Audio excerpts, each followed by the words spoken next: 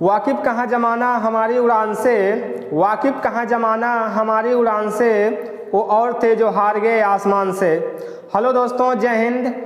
आप सभी के अपने चैनल संकल्प क्लासेस के यूट्यूब चैनल पे स्वागत है। देखिए, हम लोग मैथ के और टॉपिक कर लिए हैं। आइए आज हम लोग प्रैक्टिस सेट हल करते हैं। चाहे आपका CHSL का एग्ज़ाम चल रहा है, CHSL में, चाहे फिर आने वाले MTS के एग्ज़ाम में हमें फ़ायदेमंद देगा।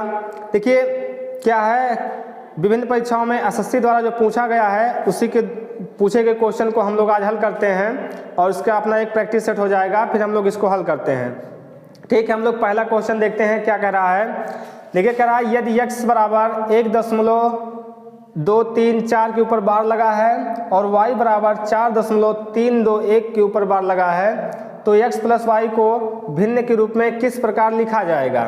देखिए इसके लिए हम लोग क्या करते हैं, x प्लस वाई करना है तो x बराबर क्या दिया है, 1.234 के ऊपर बार है और y बराबर क्या है, 4.321 के ऊपर बार। देखिए हम लोग सीधे सीधे जो इसके ऊपर बार लगा उसको जोड़ सकते हैं, इसमें कोई दो राय नहीं है। इसमें प्लस कर दीजिए तो 4 1 5 हो जाएगा, 3 2 5 हो जाएगा, 3 2 5 हो जाएगा, 4 1 5 हो जाएगा। जहाँ पर दशमलव वहाँ पर दशमलव लगा दीजिए और इन सब के ऊपर बार है तो इन सब के ऊपर क्या लगा दीजिए, बार लगा दीजिए। ठीक है, 60 मीटर में हमको हल करना है क्योंकि पेपर में हमको 60 करना है तो 5.555 के ऊपर बार आ गया।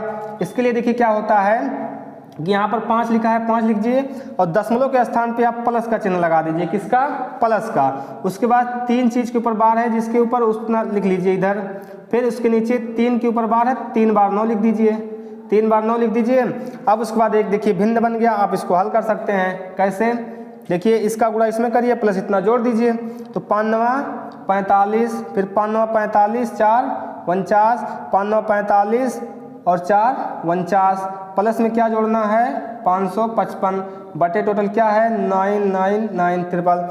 जोड़ दीजिए इसी को, क्या आ जाएगा 5 5 10, 9 5 14, 1 15 हो जाएगा और फिर 9 5 14, 1 15 हो जाएगा, 4 1 5 हो जाएगा। बटे में कितना हो जाएगा 999। ऑप्शन नंबर सी आपका सही हो जाएगा, 5550 बटे 999। ठीक, हम लोग दूसरे क्वेश्चन की तरफ चलते हैं। देखिए दूसरा क्वेश्चन स्क्रीन पे दिख रहा है, क्या है, एक व्यक्ति ने अर्धवार्षिक रूप से चक्रवृद्धि की जाने वाली 10% वार्षिक ब्याज की दर पर रुपए 8000 की राशि उधार ली। 1 वर्ष की अवधि के लिए चक्रवृद्धि ब्याज कितना होगा। देखिए हमसे करा अर्धवार्षिक, देखिए दर कितना दिया है, R बराबर दिया है हमारा 10%। देखिए 10% वार्षिक है, 1 वर्ष के लिए 10% हमको कैसे निकालना है, छमाही निकालना, अर्धवार्षिक रूप से। तो अर्धवार्षिक में क्या होता है, जो दर होता है आधा हो जाता है तो 10 बटे 2 कर देंगे, कितना बचेगा 5% हो जाएगा। अब 5% का हम अभी लोग फ्रैक्शन वैल्यू देख लेते हैं तो 5 बटे 100 करेंगे तो कितना आ जाएगा 1/20 आ जाएगा फ्रैक्शन वैल्यू। अब फिर देखिए जो हमारा टाइम होता है, टाइम कितना दिया 1 वर्ष, तो 1 होता है टाइम, जब अर्धवार्षिक जोड़ा जाता है टाइम दुगना हो जाता है और दर आधा, तो टाइम को दुगना करेंगे कितने के लिए, 2 छमाही के लिए हो जाएगा। अब देखिए हमसे कह रहा 10% था तो हम लोग अर्धवार्षिक निकाले, 5% आया 1/20। इसका मतलब ये है कि अगर हमारा 20 होता तो अगले वर्ष अगले छमाही में कितना हो जाता, 20 पे 1 बढ़ जाता, कितना हो जाता 21 हो जाता है। कितनी बार निकालना है, 2 बार निकालना है तो अगली बार भी 20 से कितना हो जाएगा 21 हो जाएगा। इधर का गुणा इधर करिए, इधर का गुणा इधर, 20 भी सहिया में 400 हो जाएगा, इधर का 21 21 में 441 हो जाएगा। कहने का मतलब अगर हमारा ये प्रिंसिपल होता तो हमारा अमाउंट कितना बन जाता 441, प्रिंसिपल अगर हमारा 400 होता। लेकिन प्रिंसिपल हमसे कितना कह रहा है, हमारी प्रिंसिपल कितनी है 8000 रुपये है। कितनी है 8000, अर्थात ये जो 400 है, इस 400 की वैल्यू हमको कितना दी हुई है 8000 दिया है। 8000 में देखिए 2 0 से 2 0 काट दीजिए, 4 1 के 4, 4 दूना 8, 1 का मान कितना आ गया 20। हमसे कह रहा है चक्रवृद्धि क्या होगा, चक्रवृद्धि देखिए 400 से कितना बढ़ गया है 441 हो गया, अर्थात ब्याज कितना मिला होगा 41, क्योंकि 400 441 है, 41 बढ़ गया होगा तो 41 का मान चाहिए, 1 बराबर 20, तो 41 का मान 20 से गुणा कर दीजिए, कितना आ जाएगा 0 लिख दीजिए, 2 1 के 2, 2 चौक 8, कितना आ जाएगा 820 रुपये आ जाएगा। ऑप्शन नंबर ए हमारा सही हो जाएगा। ठीक है, अगले क्वेश्चन की तरफ हम लोग देखते हैं। देखिए तीसरा क्वेश्चन हमारा क्या कर रहा है, 5 के पहले 5 धनात्मक गुणजों का औसत क्या है।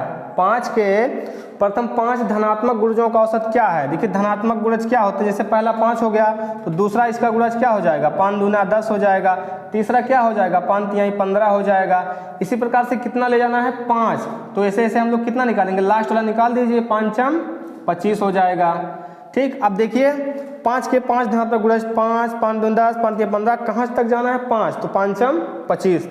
इसका कह रहा है हमको क्या निकालना, औसत निकालना है। देखिए औसत निकालने के लिए तो फार्मूला होता है कुल पदों का योग बटे कुल पदों की संख्या, लेकिन हम बता रहे हैं आपको कि जब भी दो पदों के बीच डिफरेंस समान हो, क्या हो, डिफरेंस समान हो। देखिए यहाँ पर भी 5 है, यहाँ पर भी 5 है, इसके अगला वाला 20 आएगा, यहाँ पर भी 5 है, देखिए 25 आएगा, वहाँ भी 5 है। तो जब भी डिफरेंस समान हो तो क्या करते हैं, first and last by 2, first पद एंड लास्ट पद जोड़ लीजिए बटे 2 कर दीजिए, वही हमारा क्या हो जाएगा, औसत। तो प्रथम क्या है 5, लास्ट वाला क्या है 25, जोड़ लिए, इसी को आधा कर दीजिए, 25 5 30, 30 बटा 2 क्या हो जाएगा 15, अर्थात हमारा एवरेज कितना आ जाएगा 15। ऑप्शन नंबर डी आपका सही हो जाएगा। चौथे क्वेश्चन के लिए हम लोग चलते हैं। देखिए अगला सवाल क्या है, 11 44 121 88 और 1331 का मासा HCF क्या है। किसका किसका, 11 44 121 88 और 1331। देखिए जो हमारा मासा होता है, जो HCF होता है, क्या होता है, जो सबको काट देता है, इन सबको क्या करे, काट दे, वही क्या होता है मासा। अब सबको काटने के लिए देखिए जो हमारी सबसे छोटी वैल्यू होती है उससे बड़ा हमारा मासा नहीं हो सकता। क्यों, अगर आप बताइए इससे बड़ा हमारा मासा हो जाएगा तो इसको कैसे काट पाएगा, नहीं काट पाएगा ना। इसलिए इसको पहले हम ध्यान में रखते हैं, सबसे छोटी वैल्यू है वो मासा होगी कि नहीं होगी। अब यहाँ पर देखते हैं जो 11 है वो सबको काट रहा है कि नहीं। देखिए 11 को भी काट रहा है, 11 चौक 44 121 88 11 88, फिर 11 से इसको करेंगे 11 के 11 11 दूनी 22 11 के 11 121 बार जाएगा, सबको काट देगा। लेकिन अगर इससे बड़ा मान ले लेंगे तो 11 को नहीं काट पाएगा, इसलिए हमारा मासा क्या हो जाएगा 11 हो जाएगा। हम आंसर क्या बता सकते हैं कि हमारा क्या है 11 है। ऑप्शन नंबर बी हमारा सही हो जाएगा। ठीक, मासा में क्या होता है, सबसे छोटा वैल्यू जो रहता है उससे बड़ा हमारा मासा नहीं हो सकता। ठीक, अगले क्वेश्चन पे देखते हैं। देखिए अगला क्वेश्चन हमारा क्या कह रहा है कि 5 मीटर त्रिज्या वाले एक वृत्त में, 5 मीटर त्रिज्या वाले, देखिए एक वृत्त है, उसकी त्रिज्या कितनी है 5 मीटर। देखिए एक वृत्त हम लोग बना लेते हैं, उसकी त्रिज्या कितनी है 5 मीटर। देखिए यहाँ से त्रिज्या 5 रहेगी तो पूरा खींच लेंगे, पूरा 10 हो जाएगा। त्रिज्या यहाँ से देखते हैं कितनी है 5 मीटर। और कह रहा है AB और CD प्रत्येक 8 मीटर लंबाई की 2 समान और समांतर जीवाएं हैं। देखिए समान और समांतर कह रहा है, तो समान के लिए देखिए आप ऊपर भी बना सकते हैं इतना, और समांतर भी हो इसलिए नीचे, क्योंकि समान इसी पे जितनी लंबाई की रहेगी उतनी लंबाई की इसी भी बनाएंगे तो समान इसी इधर एक ही तरफ आएगा। तो इसके लिए क्या करेंगे, दूसरी तरफ बनाना पड़ेगा। जब दूसरी तरफ बनाएंगे लगभग हमारा आ जाएगा समान और समांतर। देखिए एक दूसरे के समांतर भी हैं और लगभग समान भी। कितना है 8 मीटर लंबाई का, ये भी 8 मीटर है और ये भी 8 मीटर है। कह रहा है जीवाओं के बीच की दूरी क्या है, जीवाओं के बीच की दूरी क्या है। अब देखिए ये जो जीवा है इसके बीच की दूरी हमको निकालना है। अब देखिए चाहे आप यहाँ से निकालिए, चाहे यहाँ से, चाहे यहाँ से, कहीं से भी निकालेंगे बराबर आएगा। क्यों, क्योंकि जो समांतर है, कभी भी जो दो रेखाएं अगर समांतर होती हैं तो उनके बीच की दूरी कहीं भी आप देखेंगे सब जगह क्या होती है, बराबर होती है। अब देखिए हम क्या करते हैं, इस जीवा से केंद्र पर लंब डालते हैं। जीवा से इस केंद्र पे अगर लंब डालेंगे, चाहे ऊपर वाले पे चाहे नीचे वाले पे, तो क्या होता है, इस जीवा को 2 बराबर भागों में बांट देता है। ये लंब इस जीवा को 2 बराबर भागों में बांट देता है। अगर ये 8 था तो इतना 4 हो जाएगा, इतना 4 हो जाएगा। ये देखिए 8 था, ये भी 4 हो जाएगा, ये भी 4 हो जाएगा।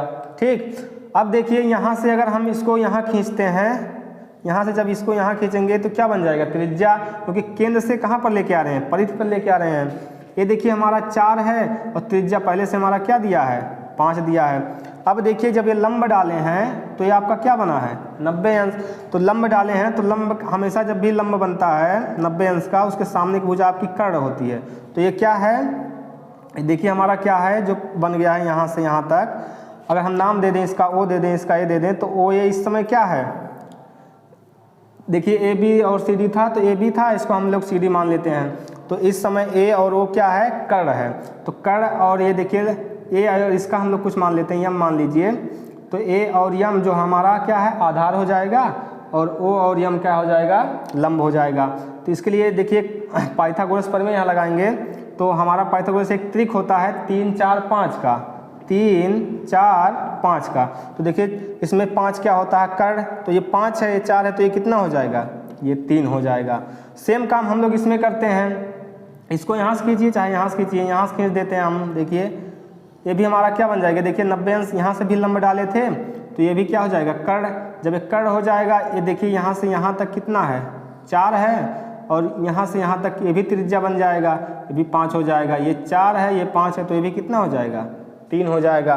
तो 3 यहाँ से यहाँ तक 3, यहाँ से यहाँ तक 3 हो जाएगा। तो 3 3 कितना हो जाएगा, 6 हो जाएगा। क्योंकि इस जीवा के बीच की देखिए एक ए बी जीवा है और सी डी जीवा है, इन दोनों के बीच की दूरी कितनी हो जाएगी, 3 ए कितनी हो जाएगी 6 मीटर हो जाएगी। क्योंकि कितना था, ये 8 मीटर था, मीटर में था तो 4 मीटर 4 मीटर, ये वाला 3 मीटर आया, 3 3 6 मीटर। ऑप्शन नंबर बी आपका सही हो जाएगा।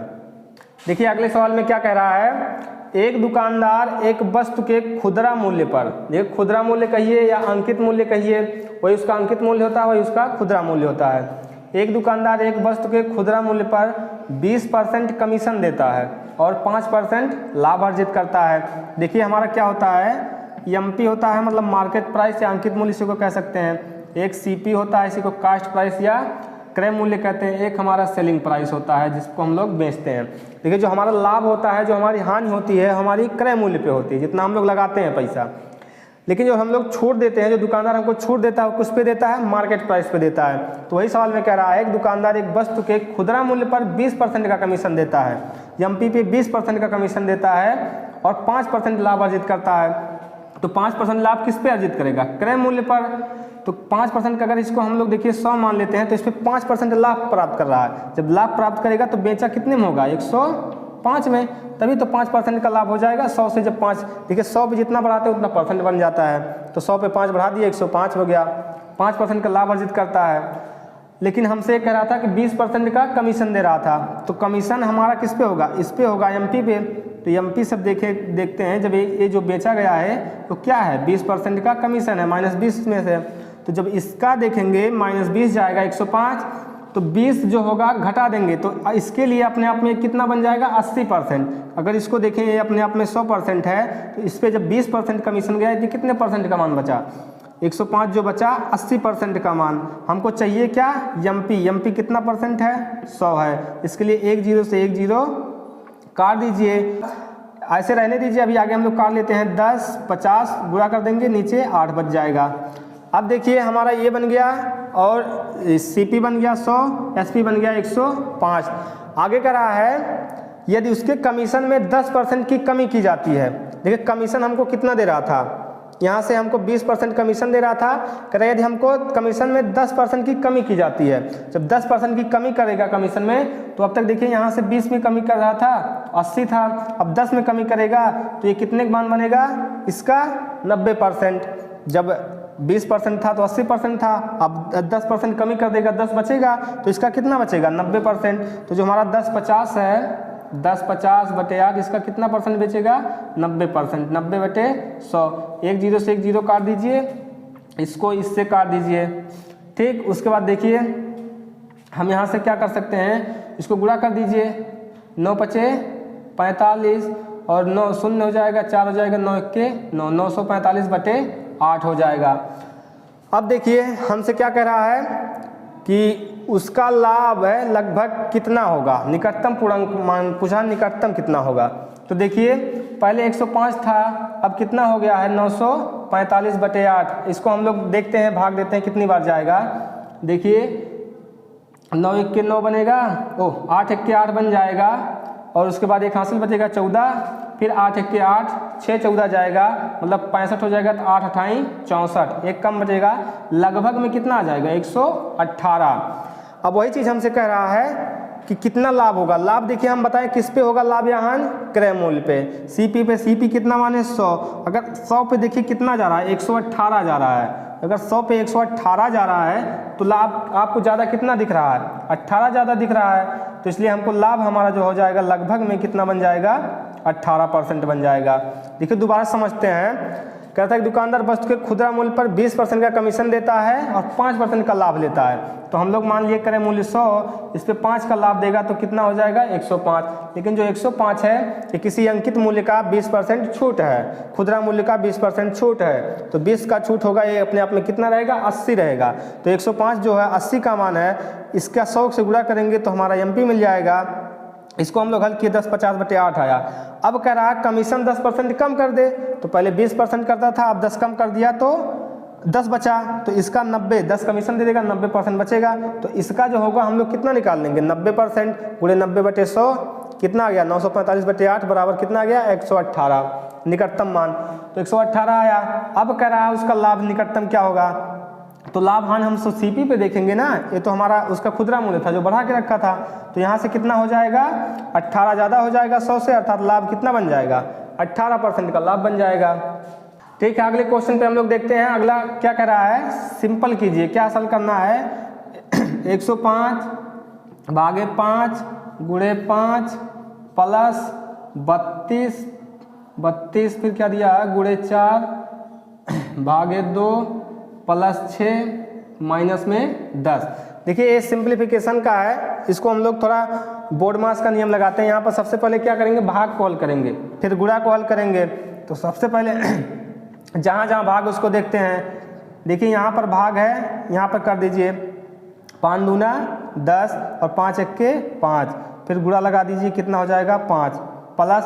अब देखिए ब्रैकेट का चीज़ है तो ब्रैकेट का अंदर पहले अलग नियम लगेगा, पहले ब्रैकेट को सॉल्व कर दीजिए। देखिए सबसे पहले इसमें भाग को हल करेंगे। भाग में हम लोग क्या करेंगे, देखिए 4 में 2 से भाग करना है, तो 4 में जब 2 से भाग करेंगे 2 दूना 4, 2 बार जाएगा। अब यहाँ पर 32 से गुणे कितना हो जाएगा 2, तो 32 में 2 से गुणा करेंगे 32 दूना 64 और प्लस देखिए लास्ट में बचा है 6, तो 64 में 6 जोड़ देंगे कितना हो जाएगा 70। कोई मिला जुला के हमारा ब्रैकेट का कितना हो जाएगा 70 हो जाएगा मान। तो यहाँ प्लस के आगे कितना लिख देंगे 70 और लास्ट में देखिए हमारा ब्रैकेट का मान था कितना बचा -10, तो माइनस कितना लिख देंगे 10 लिख देंगे। इसे देखिए 2 दूना 4, इसका मान 2 आया, फिर 32 गुणे 2 हो जाएगा 64 हो जाएगा, प्लस 6 है 64 और 6 70 हो जाएगा, 70 लिख दिए, -10 था 10 लिख दिए। अब देखिए अब इसमें गुणा करिए 21 पंजे 105 हो जाएगा और प्लस 70 है -10 है। अब देखिए पहले जोड़ लीजिए फिर घटाइए। अब देखिए 105 में 70 जोड़ेंगे कितना हो जाएगा 175 हो जाएगा, 175 -10 कर दीजिए कितना बचेगा 165। ऑप्शन नंबर सी आपका 165 सही हो जाएगा।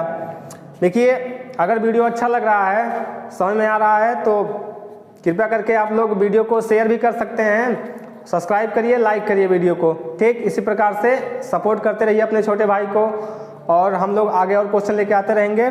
हम लोग अगले क्वेश्चन की तरफ चलते हैं। ठीक है, क्या अगले क्वेश्चन हम लोग देखते हैं क्या कह रहा है। फलों की कीमत में 25% की वृद्धि की गई, खपत को कितना % कम किया जाना चाहिए ताकि खर्च समान रहे। क्या करा, फलों की कीमत में 25% की वृद्धि। देखिए इसको हम दो तरीके से लगाते हैं। करा 25% की वृद्धि, जो 100 पे 25 की वृद्धि होगी कितनी हो जाएगी 125। और हमसे कह रहा खपत में कितना कमी किया जाना चाहिए ताकि खर्च समान रहे। देखिए हम लोग वृद्धि करते हैं इससे इतना, अब कमी करना है तो इससे इतना आना है। इतना बढ़ाए थे, इसमें क्या करना घटाना। तो 125 से 100 पे लाने के लिए कितना करना, कम करना पड़ेगा 25। लेकिन अब आधार है हम लोग किस पे कम कर रहे हैं 125 पे ना, तो नीचे क्या आ जाएगा 125%। लाने के लिए 100 से गुणा कर दीजिए। 25 एक्के 25, पंजे 125, 5 एक्के 5, 5 दूनी 10, 1 0 हो जाएगा। कितना जाएगा 20%। देखिए इसके लिए सिंपल क्या करना चाहिए आपको, जैसे दिया है फलों की कीमत में 25% की वृद्धि की गई। अभी यही पूछेगा वृद्धि की गई तो कमी पूछा जाएगा, तो सीधे क्या करेंगे हम लोग, वृद्धि की गई तो सीधे लिखिए कितने की वृद्धि 25 की। अगर वृद्धि की गई है 100 में 25 जोड़ दीजिए 125, 100 से गुणा कर दीजिए, बस आपका आंसर 25 एक्के 25, 5 125, 5 एक्के 5 विसैया में 100 बराबर 20% आ जाएगा। ठीक, अगले क्वेश्चन पे हम लोग देखते हैं। अगले क्वेश्चन को हम लोग देखते हैं क्या कर रहा है। एक कार यदि 40 किलोमीटर पर आवर की गति से चलती है तो एक दूरी को तय करने में 5 घंटे का समय लेती है। कितने समय लेती है? 5 घंटे का समय लेती है। तो कह रहा 2.5 घंटे में उतनी ही दूरी तय करने के लिए इसकी गति क्या होनी चाहिए? 2.5 घंटे में उतनी ही दूरी। देखिए कह रहा, देखिए हम लोग पहले दूरी ज्ञात करते हैं। दूरी के लिए क्या होता है? चाल गुणे समय। चाल कितना दिया है? 40 किलोमीटर पर आवर और समय क्या दिया है? कितने घंटे में? 5 घंटे में। तो 40 पंजे क्या हो जाएगा? 200 किलोमीटर। कितना दूरी तय किया है? 200 किलोमीटर। अब इसी को हमको कितने समय तय करना है? 2.5 घंटे में। तो हमको क्या होनी चाहिए? चाल। अब चाल चाहिए तो चाल बराबर दूरी बटे समय। दूरी हमारा कितना है? उतना ही दूरी, तो 200 किलोमीटर है। समय कितना समय में तय करना है? 2.5 घंटे में। 2.5 से भाग करिए, एक अंक पे दशमलव है, यहाँ से हटा के एक जीरो पर बढ़ा दीजिए। 25 एक्के 25, 25 अट्ठे 200 और एक जीरो लगा दीजिए। कितना आ जाएगा? 80 किलोमीटर पर आवर की गति से चलेगा तो 2.5 घंटे में पहुँचेगा।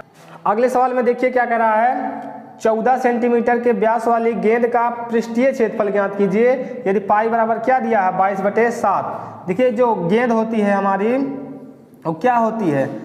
गेंद जो हमारी होती है वो त्रिविमीय होती है। इसका कह रहा है क्या ज्ञात करना? पृष्ठीय क्षेत्रफल। इसके पृष्ठीय क्षेत्रफल का एक फार्मूला होता है हमारा, क्या होता है? 4πr²। तो 4πr² क्या होता है? रख दीजिए, 4 के स्थान पे 4, पाई का मान दिया है 22/7, तो 22/7 हो गया। 14 सेंटीमीटर व्यास दिया है। इसका जो व्यास दिया था हमको 14 सेंटीमीटर, तो जब व्यास दिया है तो त्रिज्या बराबर क्या हो जाएगा? त्रिज्या बराबर व्यास बटे 2, तो 14/2 हो जाएगा। 2 सते 14। देखिए त्रिज्या हो जाएगा 14/2, 7 आ जाएगा। फार्मूले में रख दीजिए, r² मतलब 7 × 7। काट दीजिए, यहाँ से 7 से 7 कट जाएगा। गुणा कर लीजिए। देखिए 4 दूनी 8, 4 दूनी 8, 22 चौक 88 × 7, 7 अट्ठे 56, 7 अट्ठे 56 और 56 5 61 आ जाएगा। 616 सेंटीमीटर स्क्वायर क्या आ जाएगा? 616 centimetre square. Option number C सही हो जाएगा। ठीक है, देखिए आज हम लोग इतना सवाल किए और आप लोग अपने छोटे भाई को सपोर्ट करिए और इसी तरह से आगे बढ़ाते रहिए। हम लोग और कोई प्रैक्टिस सेट लेके आते रहेंगे। ठीक, जय हिंद, थैंक यू।